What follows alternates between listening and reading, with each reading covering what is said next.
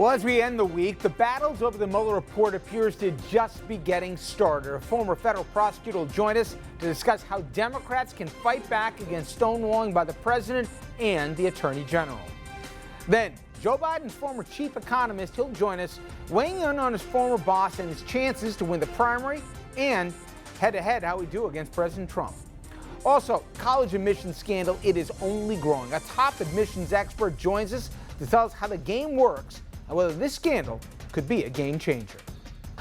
Good evening and welcome to RFL. I'm Richard French. Well, we're going to finish the week the way we started, talking about the Mueller report and the Attorney General's handling of it.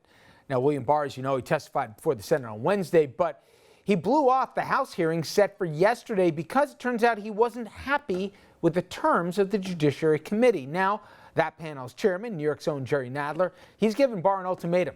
Nadler sent Barr a letter saying that he will hold the AG in contempt until he turns over more material from the Mueller probe, including witness interviews and certain notes.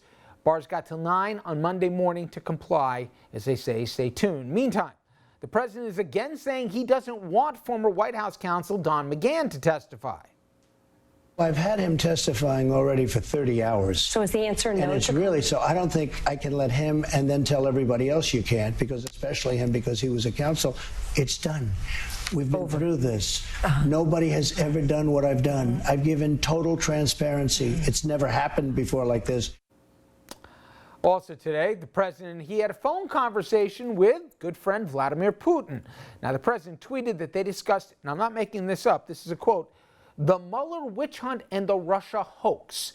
Now, one thing they didn't discuss apparently, although we have no readouts from the meeting, was Russia's meddling in our election. Let's not forget, every single intelligence agency in the Trump administration said Russia completely interfered and is still trying to meddle in our democratically elected elections. Now, it should also be noted the Mueller report clearly says the Russian government felt it would, quote, benefit from a Trump presidency and work to secure that very outcome.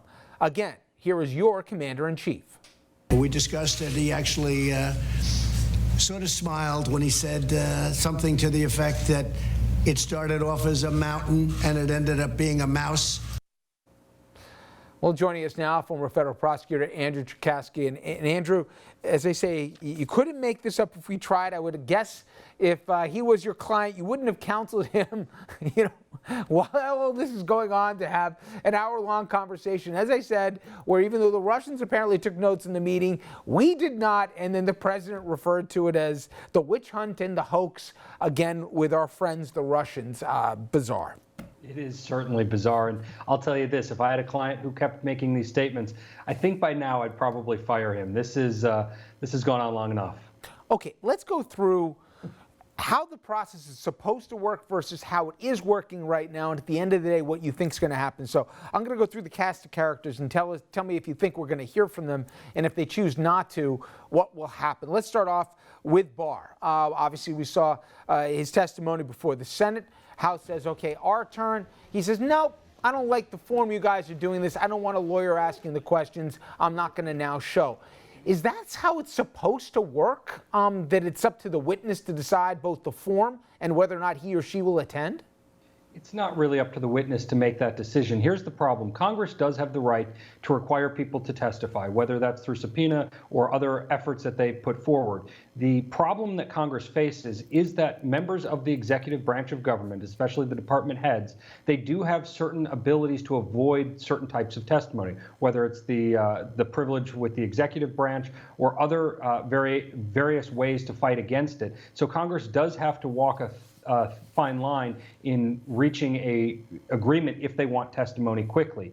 If it's going to turn into a battle, that'll push this months and months down the road, even if they ultimately are able to force him in to testify.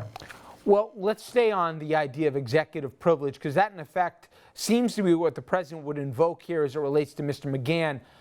But if you let him testify for 30 hours, hasn't that ship sailed here? You can't claim executive privilege, especially now when he's a private citizen, when it relates to McGahn, that now you don't want him to testify. Right. The president does have the right to waive the executive privilege, or if he has waived it for a certain period of time or for certain matters, to assert it with regard to other matters. So I do think that the president has some authority to assert the executive privilege. Now, his statement that he is the most transparent, or that he is doing everything that could possibly be done, comparing himself to no other president has done this, that starts to enter the realm of disingenuous if he's starting to pick and choose what he's allowing his counselors to testify to, or when they're going to testify. The understatement of the year, approaching disingenuous with a president. But now I move on to the man of the moment, if you will. First of all, explain to the audience the idea that Bob Mueller wrote a letter directly to William Barr complaining about his summation, if you will, of his 400-plus page report, and it not reflecting in both tone and substance what the report contained. That's not like somebody shooting off an email because they're not happy with something. Talk about the players and how, from everyone I've spoken to, how much Barr is minimizing the significance, and whether or not you think Barr lied when he told Charlie Crist that no, had no idea when asked about if there was displeasure on the part of the prosecutors as to his interpretation of the Mueller report. Well, I'll start first with that. I do think that that is a disingenuous response. Whether it's a lie or not, I mean, we're getting into the semantics of what lawyers do in their high-priced, overpaid types of jobs, not talking about what the American people are perceiving. I think that when he's saying that he didn't receive any sort of complaint about how he summarized it, that absolutely was a disingenuous response, knowing that four-page memo had been sent to him. With regard to Mr. Mueller, I think we're starting to see that there is real evidence that he is not seeing eye to eye with the conclusions that Mr. Barr reached, and certainly not with how Mr. Barr is and has been presenting it to the American people. So I think that William Barr has a long road ahead of him to answer for the way in which he has tried to characterize this kind of as the defense counsel for the commander-in-chief. Well, let's stay on Mueller. Do you think there's an inevitability that we hear from him one way or the other? Because the idea that Barr would be an effective translator of the report and reflected in both tone and substance, clearly that ain't the case. So what does Mueller do now? If he's requested to testify, do you think he will? And do you think at the end of the day we need to hear from the man? So I do think that he would testify if requested by Congress, and we've heard many say that they want to hear him testify.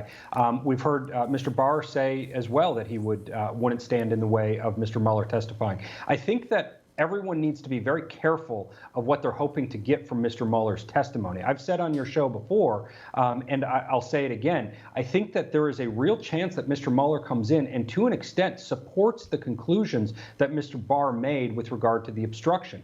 Everybody is hoping for this idea on the left that Mr. Mueller would come in and say, yes, I think that it was obstruction of justice. The problem is that Article 2 of the Constitution provides the president broad authority that isn't provided to any other American citizen. So where others may be prosecuted for obstruction of justice, you can read into the president's conduct as being allowed or permitted because Article 2 allows him to control his various departments. So the real issue is you bring Mr. Mueller in to testify. You got to be careful that you're not biting off more than you can chew. And as lawyers say, you don't ask a question you don't know the answer to. And particularly because Mueller has been consistent in that he has never been inflammatory. So if anyone's looking for some bombshell, I think they're holding their breath. But nonetheless, certainly his report painted a much more ominous picture in terms of at least 10 or 11 examples of potentially obstructive behavior than the way that Mr. Barr at least communicated it. Now, how long should this stuff take, Andrew? And does this get fast-tracked? And I mean that because we obviously have a calendar. November 2020 is a date that everybody gets a significance with when we'll decide our next president. Can the White House look and say, all right, it's May. Let's just say no to every subpoena, every document request. Let's bog this thing down in the courts. It's going to take them a year and a half before they finally hear the thing, and by then we'll already be through the election. Realistically, how long would this stuff take if the courts have to get involved and decide who's got to turn over what and by when, and who's got to talk under oath by when? Well, I'll answer it like a lawyer. It depends what you're talking about. I knew you were going to do that to me. When you say this stuff. So each individual battle, that might not take so long. You know, it might be a couple of weeks, a couple of months to fight each one of the subpoenas or each one of the failures to show up to testify before Congress. The problem is for the whole enchilada, to get to the point of impeachment or to get to the point of making some material progress, that is what could take years. Really, I think the Democrats have what they need if they want to be presenting a case that there was wrongdoing, whether that's for impeachment or whether that's just to present to the American people. The Mueller report has it all. So if they're going to be presenting this either through impeachment or turning it into campaign strategies, I would say, if I was their advisor, to stick with what's in writing, stick to what Mr. Mueller has already found, and stop with the efforts that I think are going to take potentially years to get to the end of.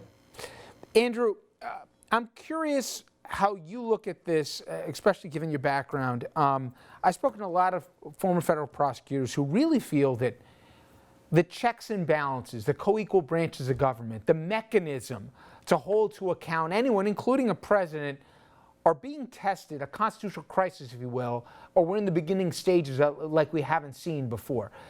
And not to go too much of a macro, like a Schoolhouse Rock segment, but if you remember the basis of what we were set for, the Founding Fathers did not want a king. In fact, they wanted the opposite of it.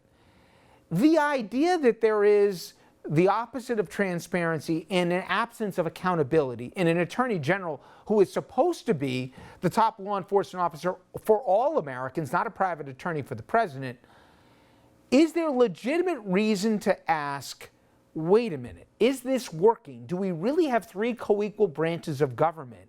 And if a president chooses, as this president is, to be as obstructionary as possible in an investigation and saying, I'm the president, you're not, I'll do what I want, do we have a real problem on our hands where no one envisioned someone like Trump when they drew up the ground rules?